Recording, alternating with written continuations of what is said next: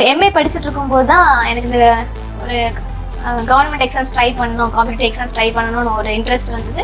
First group 2A ஒரு exam try எழுதி school education department தான் அசிஸ்டண்ட்டாக ஜாயின் பண்ணேன்.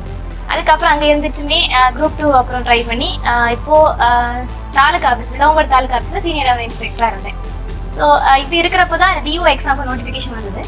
ஸோ டிஓ எக்ஸாம்னு சொன்னால் அது எஜுகேஷன் டிபார்ட்மெண்ட். ஸோ எனக்கு அது ரொம்ப இன்ட்ரெஸ்ட் ஆனதுனால அந்த எக்ஸாமை ரொம்ப ப்ரிப்பேர் பண்ணி கஷ்டப்பட்டு படித்து எழுதி இப்போது ஃபர்ஸ்ட் ஸ்டேட் டாப்பராக வந்திருக்கேன். எனக்கு ரொம்ப சந்தோஷமாக இருக்குது. அந்த துறை மேலே எனக்கு இருந்த இன்ட்ரெஸ்ட், ஈடுபாடு, என்னோட பெற்றோர்கள், என்னோட குடும்பம், பெரியம்மா, சித்தப்பா, சித்தி எல்லாருமே ஆசிரியர்கள். எங்கள் குடும்பமே ஆசிரியர் பணி செய்கிற ஒரு குடும்பம். ஸோ அவங்களுக்கு நான் முன்னாடி ஸ்கூல் படிக்கிறப்ப இந்த பணியை பற்றி எனக்கு தெரியும். அப்புறம் நான் டிஓ ஆஃபீஸில் அசிஸ்டண்ட்டாக ஒர்க் பண்ணதால இந்த பணியை பற்றி எனக்கு இன்னும் அதிகமாக தெரிஞ்சது.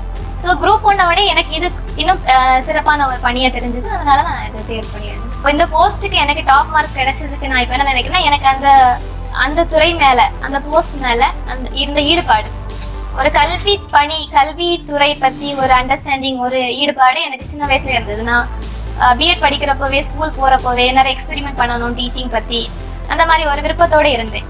ஃபர்ஸ்ட் அந்த விருப்பம் என் மனசில் பேசிக்கில் இருந்தது ஒரு முக்கியமான ரீசன். அதுக்கப்புறம் நீங்கள் பார்த்தீங்கன்னா, என்ன ஒரு எக்ஸாம் நீங்கள் படிக்கணும்னாலும் கண்டினியூஸாக ப்ரிப்பேர் பண்ணணும்.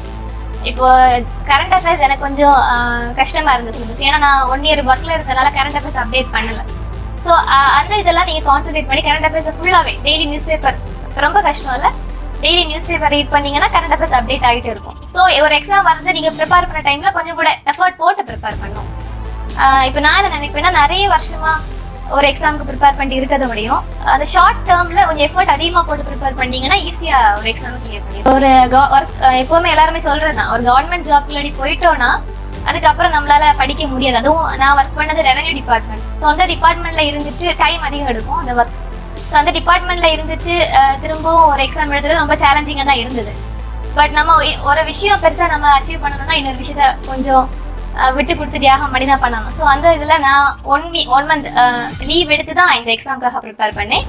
அப்புறம் கண்டினியூஸாகவே ஒரு ஆர்வம் இருந்துச்சு, ஒரு அப்டேஷன் இருந்ததுனால அந்த 1 மந்த் ப்ரிப்பரேஷன் ப்ளஸ் அந்த கண்டினியூஸ் ப்ரிப்பரேஷன் ஹெல்ப் பண்ணிச்சு ஓவரால்.